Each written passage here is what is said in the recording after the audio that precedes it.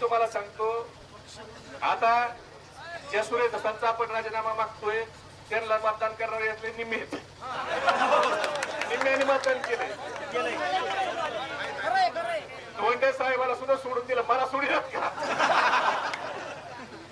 म्हणजे आज आपण ज्यांचा राजीनामा मागतो, शेवटी पक्ष राजकारण इलेक्शन ही नंतरची गोष्ट आहे.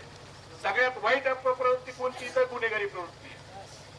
आता त्याचं एक भाषण आहे, ते म्हणला मी अण्णाचा एवढा चाहता आहे की अण्णा मुख्यमंत्री झाले पाहिजे, मी भाजपचा राजीनामा देऊन टाकतो. चांगली गोष्ट आहे, अण्णाला मुख्यमंत्री करा, तू अर्थमंत्री होय, तू